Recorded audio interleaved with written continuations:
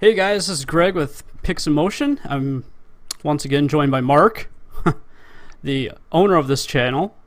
And today we're going to talk about something that I came up with earlier today and been thinking about for the last few days. Has Nintendo made a mistake with the Nintendo Switch? And now, I know that if you clicked on this video, you already know we're going to talk about that. And you're probably you're in one of two camps. Either you're like, what the hell are you talking about? Or, yeah, I'm thinking the same thing. Because people are very divided on the Switch right now. A lot of people really love it. A lot of people are very meh on it. And then you have that third crowd, wait and see. Yeah, but That's me. I want one pretty bad, but I decided I'm waiting until Christmas time, right? Probably Black Friday. But then we have the sales numbers. Yeah, and they're ridiculous. And it's on fire. Like it's doing so well.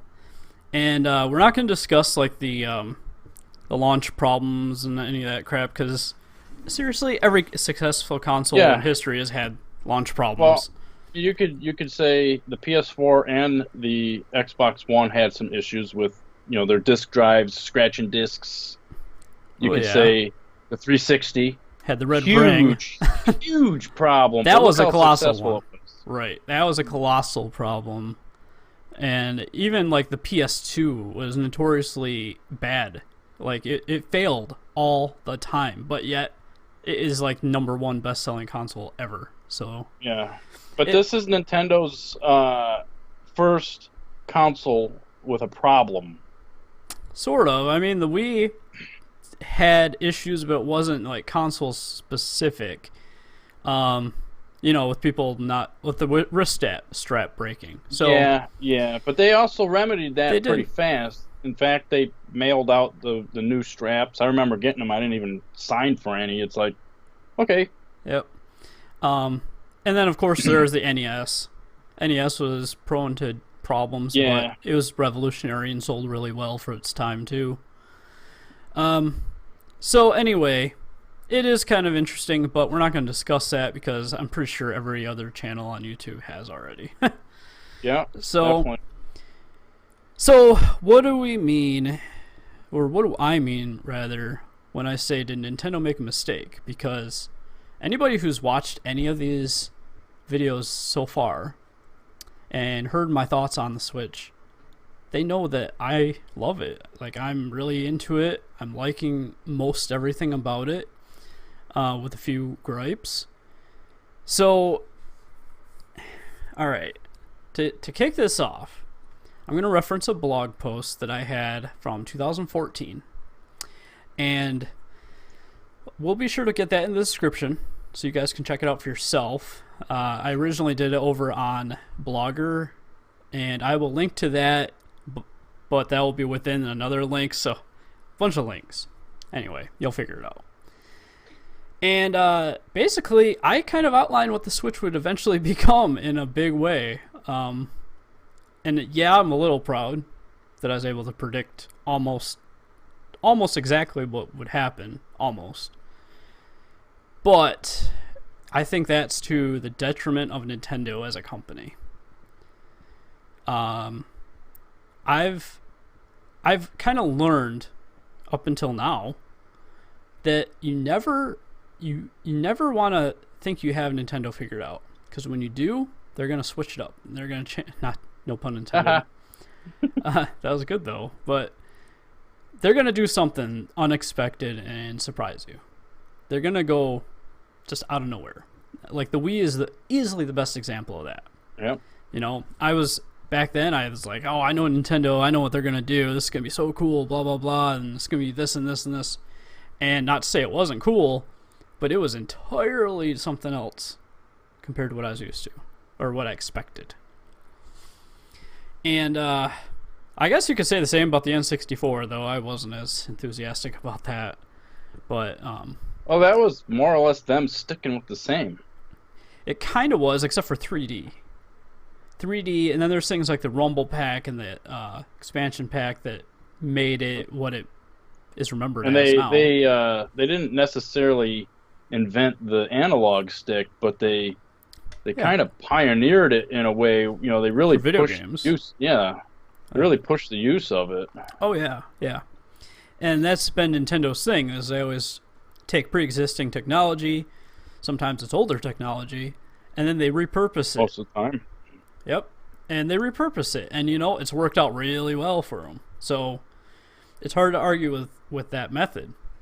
So when I got thinking about the Switch, I can't help but think that this is about the most dull console concept they could have come up with, in my opinion. Like, yeah, I love it, but like the fact that I was able to predict all this crap 3 years ago, 4 years ago, whatever it was, that kind of scares me about the future of that company. When they become that predictable, you know, it's not befitting of them. I've been a believer that Nintendo should not, under any circumstance, do what the others are anymore. No, they really haven't for the past few years or That's few just generations. And you're right. The GameCube was essentially the last, essentially copycat machine. Yes. And ever since, well, and that's exactly the right point. Is the GameCube was the last system where they followed in the same path as the other two, and in technological ways, they defeated Sony absolutely. Oh yeah, like by obliterated quite a bit, actually. Obliterated it. Like the GameCube was far and away more powerful than the PS2. Far and away, no question about it. And in ways is very competitive with the Xbox in terms of specs alone. Oh yeah, memory bandwidth, I believe. And yeah, that was one, and then the graphics. Matter.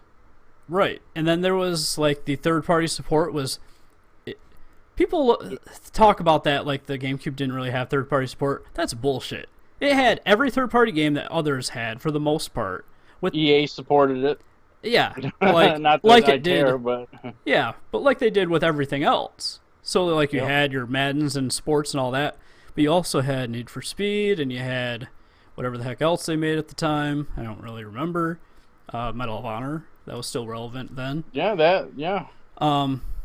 But yeah, like the GameCube had full support. Like yeah, okay, so it had those mini discs. That was a downside. And in all honesty, I think that was the biggest problem with it. And that's not even that big of a problem. Like, it's really not. It's just that they had practices that deterred third parties.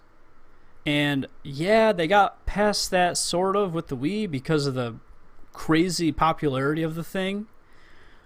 But it was clear by the time the Wii sensation had died off that the way they dealt with third parties didn't really improve because none of it carried over to the Wii U, like whatsoever. Yeah. I think it was maybe the first year, but then after that it just. Oh yeah, and well, with the Wii U, it was I don't even know if I'd say the first year. I'd say first 3 months, because it was about the time that EA released Need for Speed Most Wanted U, and which was an excellent port, but it came out like 3 or 4 months after the Wii U did, and then like nothing. It was a dark time for the Wii U, which is pretty bad considering the entire lifespan of the Wii U has been a pretty dark time. And you know, it's interesting too. Like, I remember when it had come out, and Reggie Fils-Aimé was saying something along the lines of, "We know we need to have better third-party support. We got to have the better games during the launch window." Mm-hmm. And like, as soon as that launch window, like let's say first 3 or 4 months was over with, then it's like it was a ghost town. Yep. So it's like they didn't really learn from the lessons that they thought they learned from. Well, we could speculate what happened with the Wii U all day, because I think personally it was just a marketing thing. Because nobody bought it, these companies kind of turned their back on the system. But so see, Nintendo could have been doing it. My point right now I realize they say they have a lot of games coming out for Switch. Yeah. And on paper, there's a lot of them, especially Hmm. with indies. But if you were to find a Switch today to go, actually buy one, your selection of games is teeny weeny. Oh yeah, it's like Zelda and Bomberman are the only real. And that'd be the two I would get. And, I'm planning to pick up Zelda for Wii U.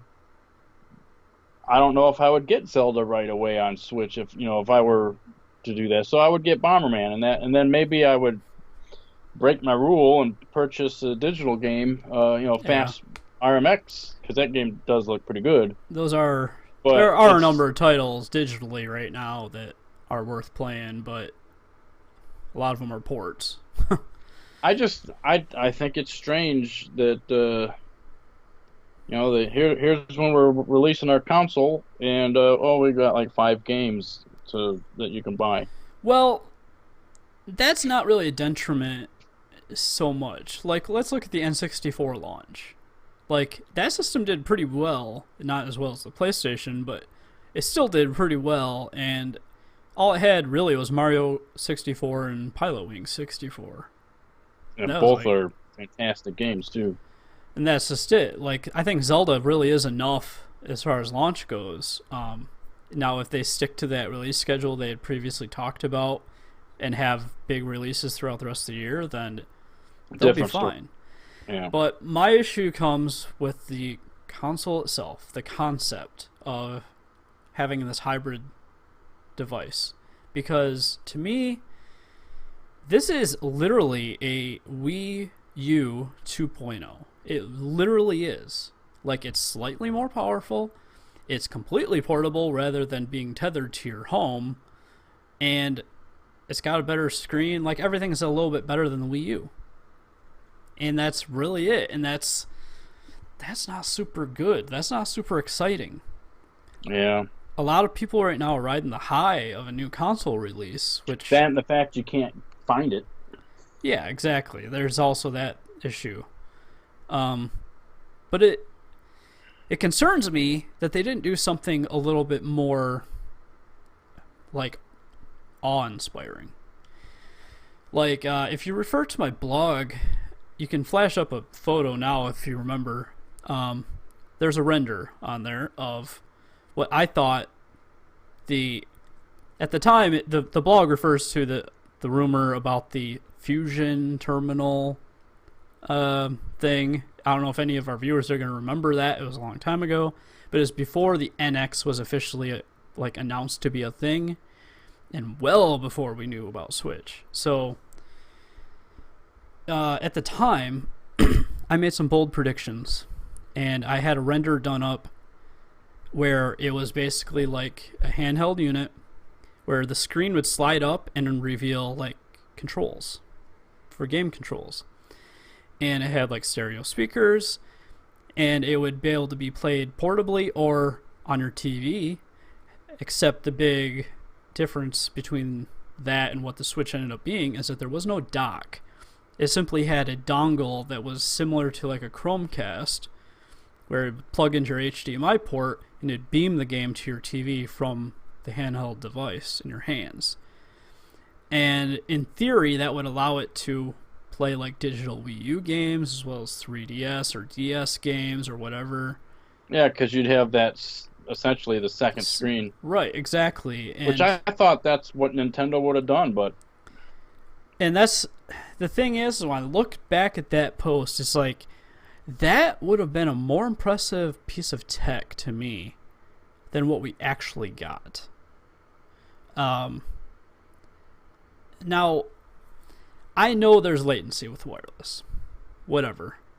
There's a way. There is a way to beam it seamlessly. see, that's the thing. I think Nintendo already did that. Because the Wii U controller, the gamepad, that is seamless. I Yes. can't tell if there's any latency. If there is, it's not enough for the human eye to see. Nope. And I think that they could have did that concept using a wireless dongle rather than having any dock or anything sitting under your TV. The next thing is the actual control method. Because, like, I admit that the render in that Fusion blog post That's not really original. Like, it wasn't that original when I thought about it, but it seemed, at the time, it seemed like the most logical step Nintendo would make after the Wii U. Now, I actually had an entirely different blog post about what the next system after the Wii would be that came much earlier than that one.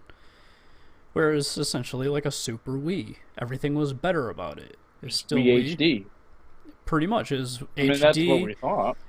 Is HD, and it had like better motion capabilities in both the remote and the nunchuck, and they kind of did that with Switch too, interestingly enough. And you know, the problem is that I was able to predict it. Like, you see what I'm saying? Like, the most logical step was for them to make a Wii U 2.0 and not name it anything Wii. And they literally did that, exactly that. And it's like, okay, with the Wii, they surprised everybody. It was like something nobody expected, and it happened, and everybody was just like, wow, holy crap, this is amazing. And the Switch, I don't feel like that at all. Like, I love it because it's Nintendo, sure, but I'm not like, wow, this is amazing. It's like, yeah, I was just doing this for the last 4 years on my Wii U. Mm-hmm. You know, just... Yeah, except now you can actually, you know, like take it to work or something on your break. Which for me is irrelevant because I'm not going to do that. I don't play games portably. Some people do. I understand it's way more valuable to them. It's just not of interest to me. Now, there's a lot of paths Nintendo could have taken. I think we both have a lot of different ideas about what they could have did to make a truly innovative console. Now, to be clear, this is not like some dream machine. I know we were talking about this before we started recording. It's not gonna, like, Nintendo's not gonna make a Scorpio killer. Like, they just aren't gonna do that. It's not in their character. No. But well, see, that's the thing. They could, but it wouldn't be a killer on specs. It would be something different. And yeah, right. I mean, that's what the Wii was. That thing sold like way too much for what it was, but yeah, you know, it doesn't matter. The specs, it was an overclocked GameCube, pretty much. In a sense, it was a 360 and PS3 killer. Yeah. Like, it was, but in terms of specs, like, absolutely Nintendo would not go that route. Not the way they've been in the last 3 generations. So I just keep thinking about it. It's like, okay, they could have did a lot of different things. They could have did that whole fusion idea from my blog post. That's one thing. If anybody wants to read up on that, it'll be there. We're not going to really discuss it here because it's already done. But do you remember this video that was going around probably like 10 years ago now? Johnny Lee, he did this like 3D demonstration with the Wii remote and sensor bar where he reversed them. Oh, yeah. And it gave the illusion that things were actually in 3D and no glasses required. Yeah, I remember that. Just that the was LEDs. So cool. Yeah. So awesome. And like, Nintendo did nothing? They had to have been cognizant of the fact that this was being done at home by a dude like in college or whatever he was. Like, I think he works somewhere actually big now, but still, like, nothing? Like, they could have did some crazy shit right there just with that. Even with the Wii U, they could have did that. You know, it's possible that they think their crazy shit, if you will, is in their HD Rumble. But unfortunately, I feel like that's going to be a feature only they will use. Well, to an extent. So far, you're kind of wrong. Like, Shinin is using it in Fast RMX pretty well. Yeah, but what other consoles is that game going to be on? That's just it. And that's my point. Anything that is going to be third-party multiplat won't use it. because they don't have a program for it. Well, that's just it, though. So, like, to be fair, I have saw a lot of games that feature HD rumble. Some of it's more impressive than others, like Fast RMX. It's certainly more impressive than Bomberman, for example. Bomberman feels like regular-ass rumble to me, but it says HD rumble on the box, like it's a feature or something. Mm-hmm. So it's there, I guess. It rumbles. But you're right. I don't think it's... That's definitely not the thing. For instance, I never would ever play it, but EA's FIFA, when that releases, I bet you they're not going to make use of HD Rumble. I mean, it's well, for one, I don't really think that game Rumble's not going to make it any better than what it might or may not be. Yeah. But like, if we get, let's say this coming fall, the new Call of Duty comes out. I don't seriously think we're going to get any fantastic HD Rumble out of that. The only way we would is if it's actually really easy to program, where it's like, we'll just throw it in there. But if it's like something where they have to actually devote a reasonable amount of time to do, then they aren't going to bother. There's no way. Yeah. So let's envision what Nintendo could have done that would have actually surprised people. My first thought was something with that Johnny Lee thing, as well as something taken from like the Kinect idea. Not necessarily standing there and doing stuff, but the fact that it can detect 3D objects and distance and motion, as well as having these objects that appear to be in front of you, in front of the screen. So almost like VR without the VR goggles. Right. And that seemed like a very real possibility. And nope, they didn't do that. I don't know. It's just... It's hard to come up with the ideas because you never... Up until now, you never knew what Nintendo would actually do. It was always kind of a mystery. Even the Wii U was a shock. It was like, what the hell? They have a screen on the controller? And it's like, yeah, they do. And now they do again. To an extent. Yeah, I mean, it is the console, so I guess it's a little different. It would be the same, however, if they did have that dongle that, wirelessly transmitted the image. Yeah. I definitely, like, I'm not going to say that idea I blogged about all those years ago is original, because it's super not. Like I said before, it's a Wii U 2.0. That's pretty much it. But I kind of think that if it was that way, it may have actually been better. Yeah. Now, there's one other thing I want to gripe about while we're discussing this, because I really, I can't shake this feeling, but I feel like Nintendo made a mistake with the control schemes for the Switch. Like, I play fine with it, and a lot of features on there work well. Like, the buttons are nice and clicky, the analog sticks feel pretty good, and the controllers are light, the grip is comfortable. However, therein lies the problem. You got the Joy-Cons. They come off. They can be used independently. You can also put those in a grip.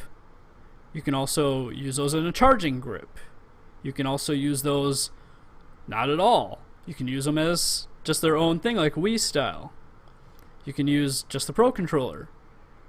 It's like, okay, this is ridiculous. There's like way too many things. And not only that, the system comes with 2 of those Joy-Con straps that slide onto each individual Joy-Con when you're using them separate, like as independent controllers. This is insane to me that they even thought that this was a good idea, because are the general masses, not like people like you or I or anybody watching this video necessarily, are the general masses gonna understand this shit? Like, this is a lot of complex crap to keep track of, if you ask me. I think you're right about that. I mean, it's a lot. Wouldn't it have been A lot of shit. Wouldn't it have been more beneficial to make like one really sweet controller? And it doesn't have to be a traditional controller. Like, a lot of people are on that camp. I'm not in that camp. There should absolutely be something entirely new and original. However, is that really the way? Like, I don't think so. I think it's too much crap. You know, I think what could have been better. Let's say the Joy-Cons are essentially how they are, but instead of D-pads and face buttons, you actually had like a small module that you could take. You know, you could swap. So you could put a D-pad there if you want one, or face buttons there if you want that. But that way, when you have the as a separate controller, you can actually then have a D-pad and, you know, the two or four buttons. See, now there was that patent that they had for something like that, except that does nothing to reduce the complexity of the controlling. Well, what I'm saying is, if they were to have had that, there'd be no need for the Pro controller. You wouldn't need. Well, you'd still want the grip, so you could put it together, but that's all you would need, really. Well, consider a few things. Take the Steam controller, for example. Now, that controller is not a perfect controller, not by a long shot. However, it does something novel in the fact that it has two touchpads on it. And the touchpads are pretty reminiscent of what you'd have on like a laptop, with the exception that they kind of have a dip in them, so your thumb kind of rolls through them. Now, the way that Valve did that controller, it's not perfect, but given the fact that Nintendo generally makes fantastic controllers, why didn't they even consider to do something like that, especially if it's going to be portable hybrid console rather than analog sticks? That's way more precise. You know, the 3DS has that nub, analog nub, like a sliding pad, which I don't mind those.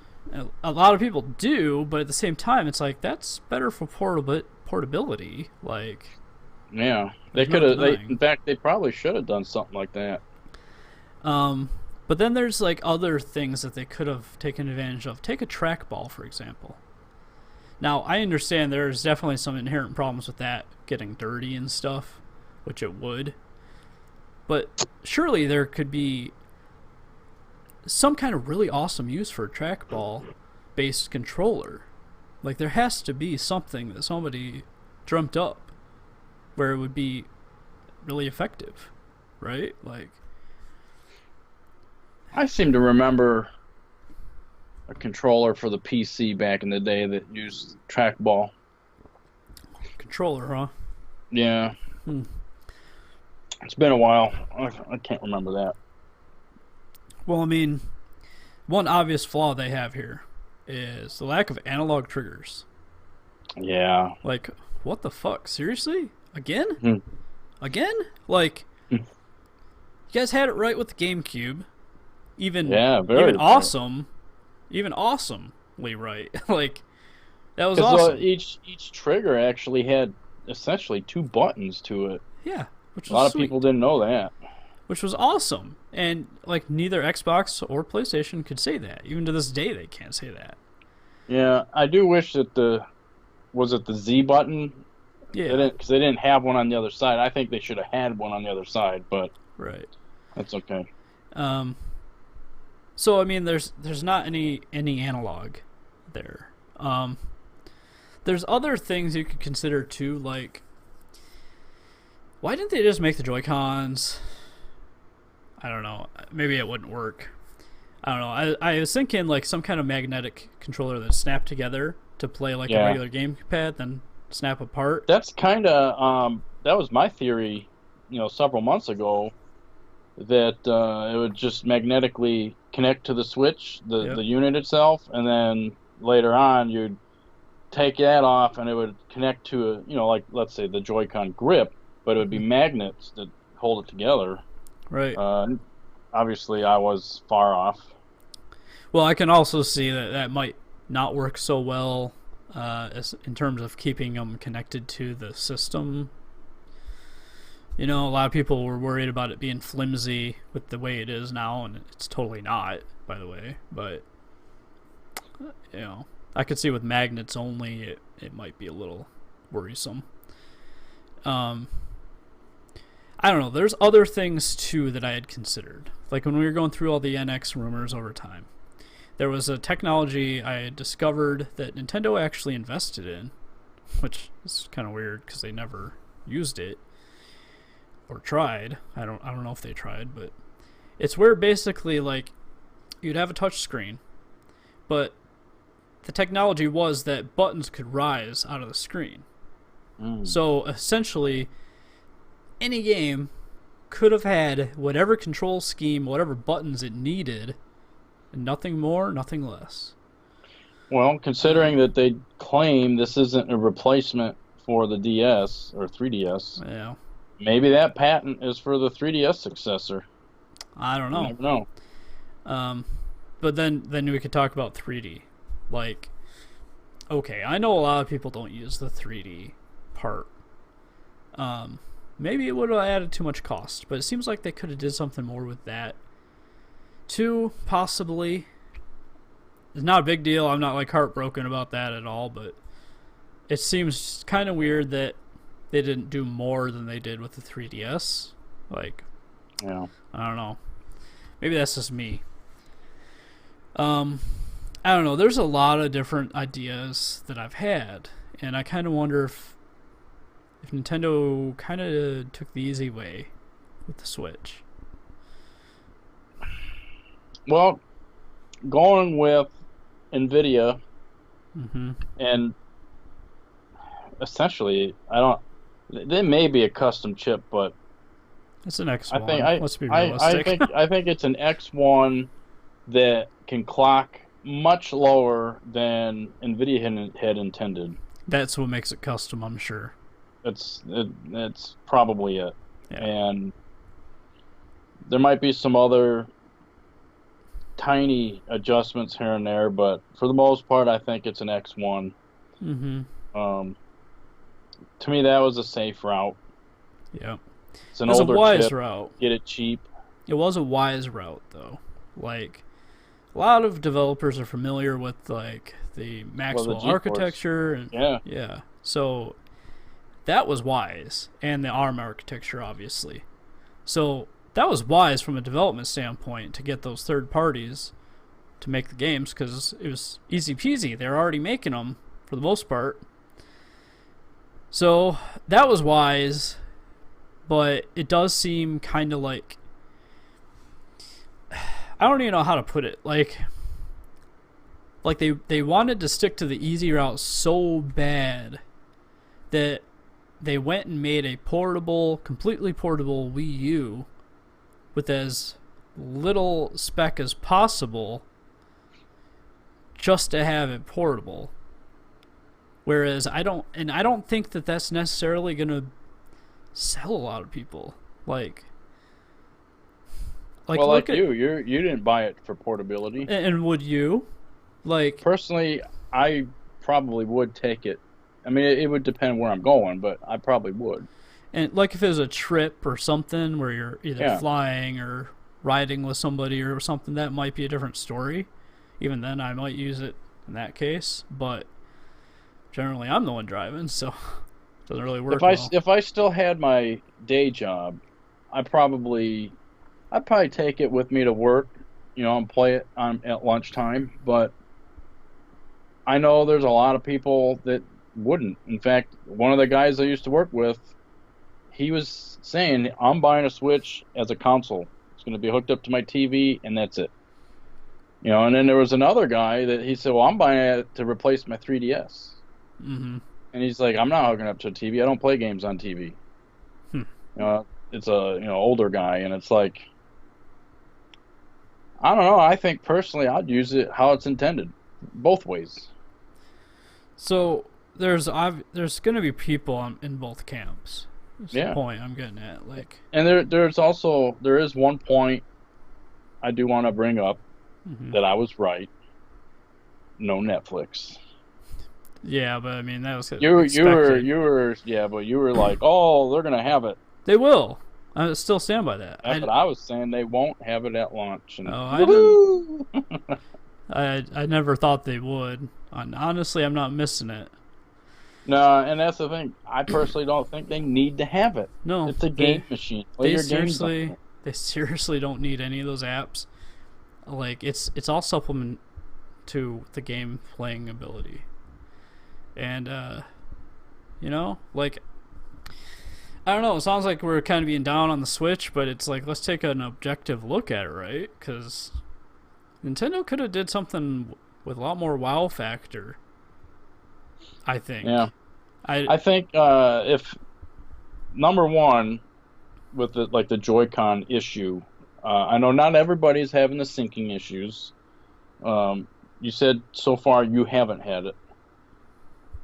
But if they were to had designed that left controller a little bit better, adding that extra wire for some more antenna, that would have been good. And I think also, at least for me, use the damn X2. The Tegra X2 is what they should have put in there, in my opinion. they should have did something more. And I can't help but think that a lot of what the Switch is the way it is because of investors. And You that's the know, problem. They get in the way. because they are like, you guys have to make profit or we're dumping our stocks, and then they're like, oh no, we can't let them do that. So they're like, okay, well, we're not going to sell the system at a loss. And immediately that means that the specs are going to be lower because they have to be. Yeah, that's And why the Wii was as crappy as it was. well, that's also see, like, interesting thing with that is that the technology that they went with happened to be affordable but effective at doing Yeah. something new, same thing with the analog stick. Even though the N64 was definitely not one of Nintendo's most successful consoles by a long shot, the analog stick was a full-on success. Like, it changed the industry. So why they didn't do something like that is beyond me. Um, Now, before we move ahead, did you have anything else you wanted to add? Not yet. I'm sure more stuff over the next couple of weeks will be coming out, and well, I actually, you know what? The plastic screen bothers me quite a bit. I Why? mean, they should have used Gorilla Glass. Well, I don't care what anybody says. Gorilla Glass is not shatterproof either. I'm not saying it is, but But it's a lot more scratch resistant than the would plastic you want is. scratch or shatter? Given the Well, choice, do you want a shattered screen or a scratch screen? I'm gonna go with scratched. Like, I honestly did not even know it was plastic until you said something and I looked it up. Then it was like, wow, I had no idea. That's why I got a screen protector, because I was like, oh man, this is glass, it's gonna break if I don't have well, this. And yeah. I was wrong. I guess I need a screen protector to protect it Put it from into the dock. scratches. Just to put it into the dock. Well, apparently that's related to some docks not getting the rubber padding on the inside like it's supposed to. Oh, Mine has rubber padding, so I'm not super worried. But well, that's good. I make sure when I get mine then that it has the rubber padding. so one last final thought to touch on with this topic is that I think the Switch is going to be a 40 to 50 million selling console after 5 years. Within 5 years. I don't think it's going to be a breakout success, but I think it's going to be enough where they're like, one more. Let's see what happens with the next one. Well, But that's. I mean, that's not a terrible number. no, it's not. That's just, I think it's going to be good enough where everybody's going to be comfy, but they're going to know that I think they're going to have a number sold where they're going to be like, this is fine, but we can do better. And personally, I think that if I'm right, they need to come at the next system with a fresh pair of eyes. And as much as I like Reggie, he can move on to greater things. Like, I think at this point, I honestly don't think Reggie has a lot of say in the first place, which is unfortunate. But see, that's the thing, is maybe he should. I agree, because he started Nintendo as their marketing director during the GameCube era. So, I mean, he was kind of started off in the deep end, I guess.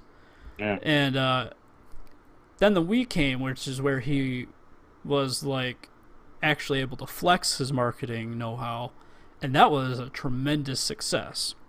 And you can see the same marketing habits going on with the Switch now. Somehow the Wii U was a total blunder in that department. But either way, I think that they would have to shake up the team at Nintendo. Whether it's in Japan, America, or both, Europe, whatever. Probably all of them.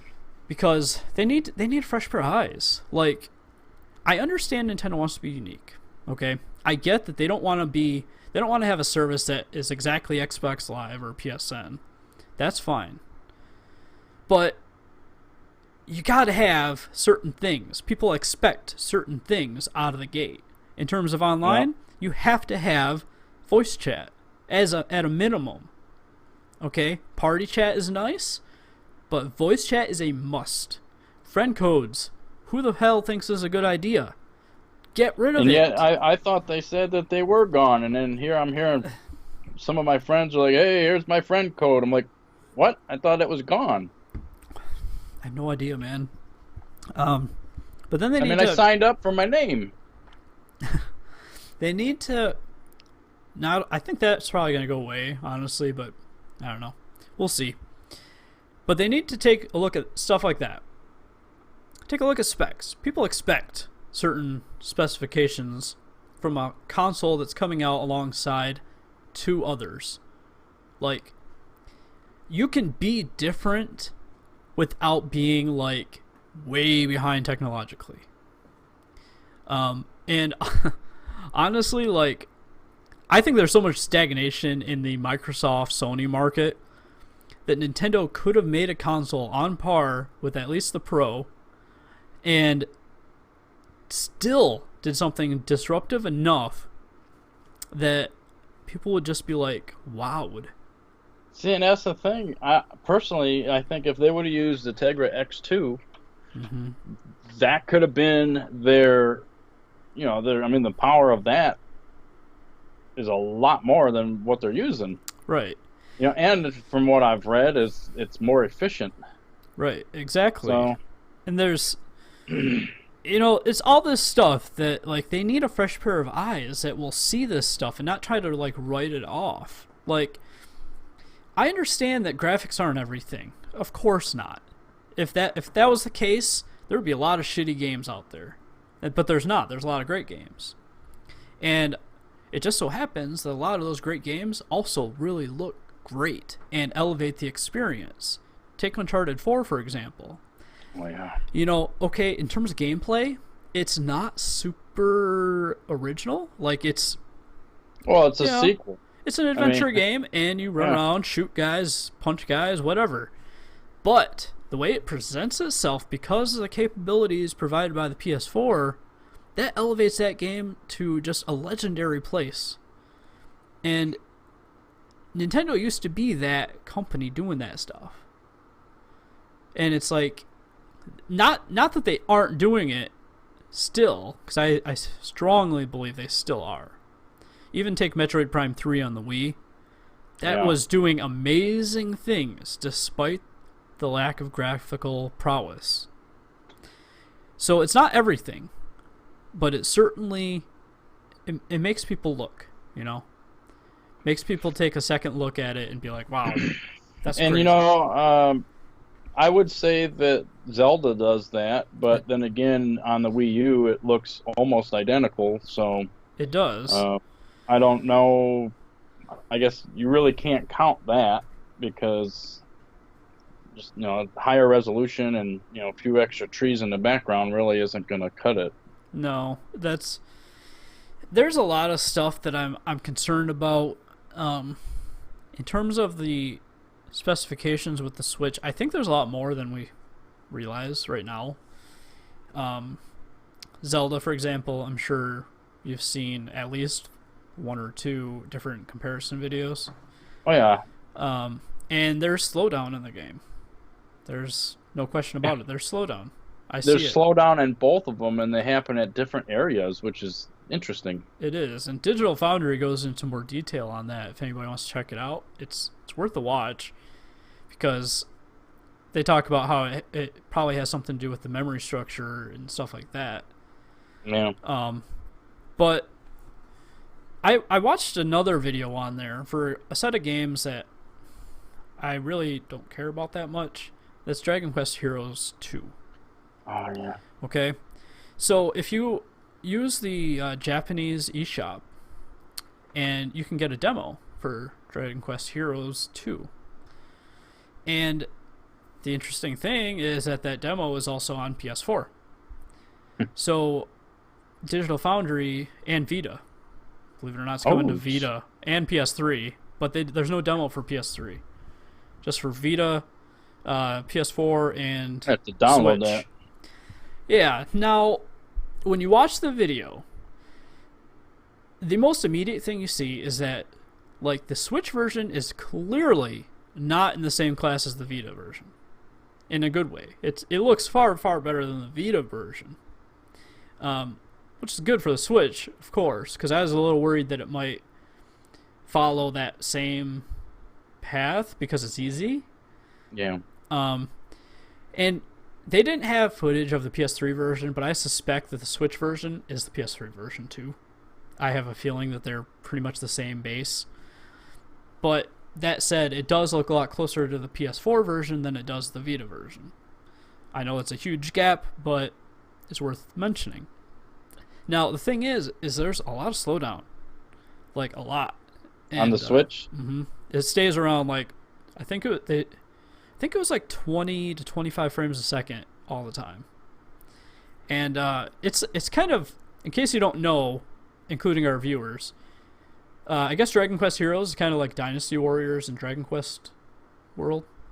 Oh. So there's a lot of enemies, a lot of action, stuff like that. Well, as soon as those enemies pop up on screen, you can see the frame rate just take a nosedive. Now, it is only a demo though too. It is, and my personal feeling is that this is a growing pain for the Switch. Like, even with Zelda, because Zelda was designed for different hardware than the Switch, and I think that within the next year or two, we're going to see a lot of these issues kind of iron out, where developers are going to stop trying to push it so hard and just make games that run well on the system. They might not look as good, they'll run better. But yeah, what else? Do you have anything else to add to this topic? Because do you think that they're making a mistake here? It's probably a wait and see thing, right? Yeah, I think come, we'll say July, somewhere around after E3, and see what they announce and show off. And actually, I'm hoping that they'll, have the stage this year instead of doing the whole treehouse thing. But whatever, show us the games, see what they got coming up, and we'll go from there. If they don't blow us away and win E3, I don't know. Yeah, sales numbers alone aren't going to save the company, I don't think. No, we'll surely be doing a whole nother video on E3 stuff in the near future. But yeah, E3 is big make or break for Nintendo, and I don't think they're going to do it, but they have to show us what's coming after this year. Like, Yeah, they needed to show some work in progress stuff, they can. which they stopped doing that a while ago. Mhm. They stopped, like with the exception of Zelda, of course, but they don't. You have to. I mean, Yeah. sure, show us everything that's coming out at Christmas time, because that's when everyone buys stuff. And I don't even care if But they then, focus on that for a majority of the time. But give us a yeah, teaser of what's yeah, next year, you know? that's what I want to know. Yep. We need a sampling because, like, if they don't have something to be pumped for next year, it's going to have a rough time taking off. Even with Mario this fall. Like, this first year could be good. But After that, who knows? yeah, so there's a lot to yet be seen. So, anyways, guys, I think this about wraps up this topic. Let us know if you think that Nintendo's making a mistake. Let us know what you think of the Switch. Good or bad, we're open to whatever you have to say about it. I personally love the Switch, but I love Nintendo, so I And love it by one default. question for everybody, including you, is: did you lick your game card? I learned. I read the stories, and I was like, no, not for me. I'm not having any Switch game card soup today. All right. Well, as always, happy gaming.